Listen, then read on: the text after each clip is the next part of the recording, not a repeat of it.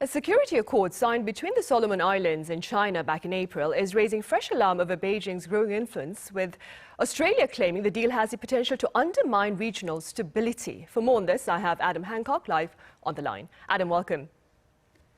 Good afternoon.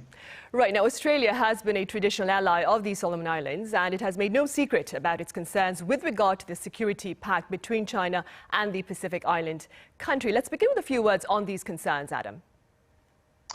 Well, I think the main concern for Australia is the possibility that China might build some kind of military base or increase their military presence in the Solomon Islands. Remember, this is a country that's about 1,600 kilometres away from Australia.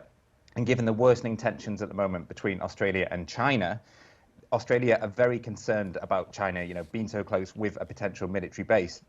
The Prime Minister, Scott Morrison, he described it as a red line.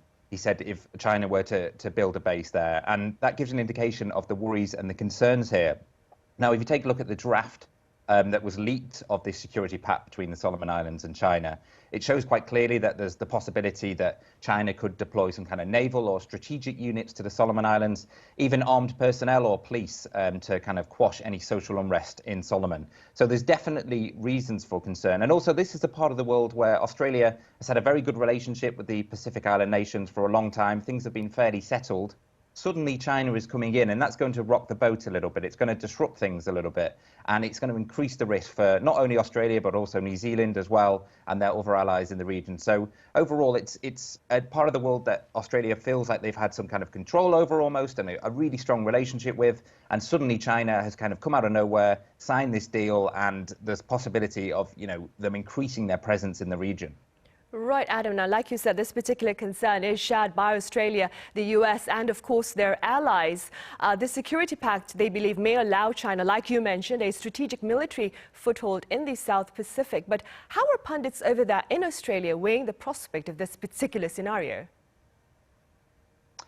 Well, I think a lot of pundits here see this as a genuine risk. Again, if I refer to that leaked draft document, some of the terms of that, it's very open-ended at the moment. We don't know exactly the terms of this deal, and I think that is what is worrying people, because it's a little bit unknown. There's a lot to be discovered at the moment.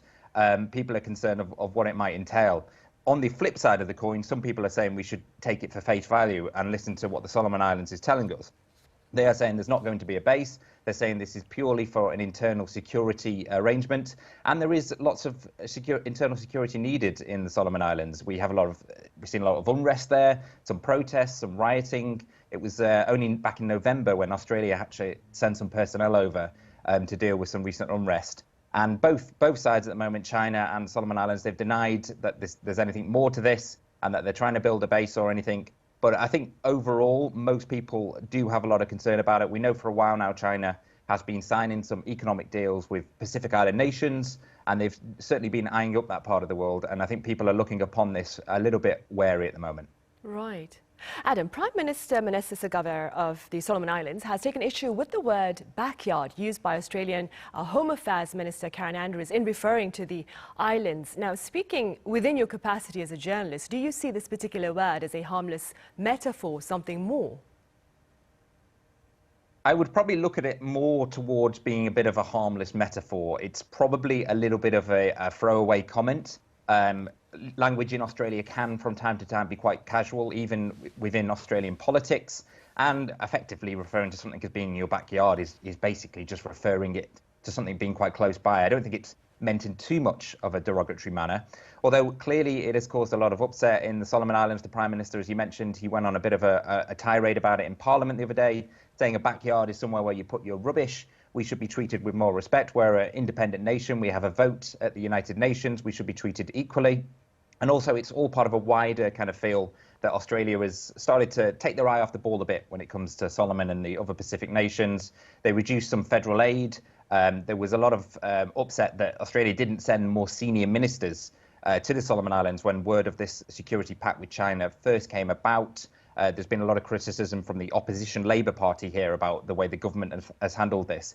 So using terms like backyard, it probably does look a bit unprofessional, certainly a little bit disrespectful. But from a personal opinion, I would say, knowing Australian culture and the Australian use of language, it's probably a little bit more harmless, but maybe lost in translation slightly. Right. And staying with language, Adam, this is an impromptu question, but there's also been talk about how the Prime Minister of the Solomon Islands spoke about that is of a potential invasion of the country. How are authorities over there in Australia responding to this?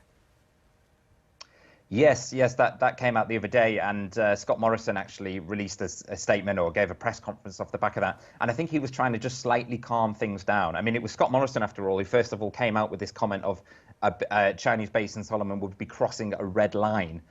He was then asked by a journalist what exactly would happen if China was to cross a red line, and he didn't really have an answer. But it was sort of giving the indication that there could be some kind of military force sent over.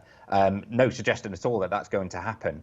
But I think given the anger from the Solomon Prime Minister the other day, Scott Morrison has come out and he's tried to improve relations. He sort of said how they'll deal with this issue diplomatically. They'll continue to have good conversations. He's referred to a lot of previous, good moments between the two countries, including the aid that Australia has provided to the Solomon Islands, support with COVID-19 vaccinations, and he's tried to go back on that a bit and just simmer things down a bit, because it really did have the prospect of boiling over. And remember, we are in the middle of a general election campaign here. The last thing that Prime Minister Scott Morrison wants to do is to be dragged into a row over the Solomon Islands. Right, and I will get into that in a bit. But first, Adam, some observers believe that this security arrangement may have far-reaching global repercussions as the region hosts important shipping lanes. Do you care to elaborate? Sure, yes. Well, Solomon Islands are based in the middle of a very strategically important area of the world. It's shipping lanes that connect the USA and their allies in Asia, as well as Australia and New Zealand. And China knows full well that if they were to get some kind of stronghold in the Solomon Islands, they could possibly, block or disrupt those shipping lanes, which are very sought after and a very important way for Australia to communicate with the Pacific, and also for trade and shipping to come between the US and Asia. So it's a key part of the world, and there's a much wider global context. This isn't just about the Solomon Islands.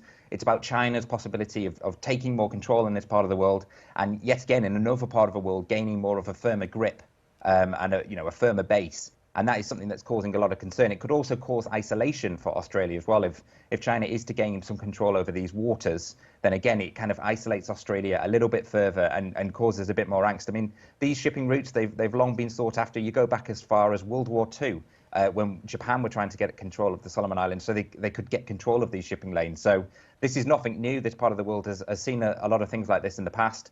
But it's very, very important at the moment what's happening in a wider global context. Right. And now, Adam, going back to the domestic front over there in Australia, like you mentioned, this latest regional diplomatic development is becoming an issue ahead of the country's May 21st national elections. Having said that, what has been the general public response? Well, I think it has actually been a little bit of concern about this. People are well aware of this story. It's led the news here for a couple of weeks now. Everybody is aware of the ongoing sort of dispute between China and Australia. Scott Morrison has obviously been very vocal about China, so people know about it. The Sydney Morning Herald newspaper, they actually ran a poll where 72% of the people polled said that they were concerned about this news of this security pact. So it's something that's cutting through. It's making noise. Whether or not it's going to influence the election, that remains hard to call at the moment, really. I mean, obviously, the opposition Labour Party, they're trying to make a big deal out of this. They're trying to use it as a stick to beat the government with. They said they've dropped the ball. They've made a huge political blunder in allowing this deal to go ahead. But whether it's going to actually cut through with voters, it's hard to call. There's plenty of other things at the moment in focus here. Obviously, the economy, we saw interest rates being raised this week here. We're coming out of the back of a pandemic. There's lots of discussion how that has been handled. Day to day, the cost of living crisis as well. So, as always in Australian elections, the focus is mainly on domestic issues. But for the first time in a long while in an election campaign, a foreign affairs issue has become a lot bigger. And of course, as I mentioned earlier, this is of course bigger than just the Solomon Islands. This is about China and China's grip on this part of the world. And that's something that does concern Australians. Right. All right, Adam. Thank you very much for making the time to join us live with your thoughts. Thank you very much.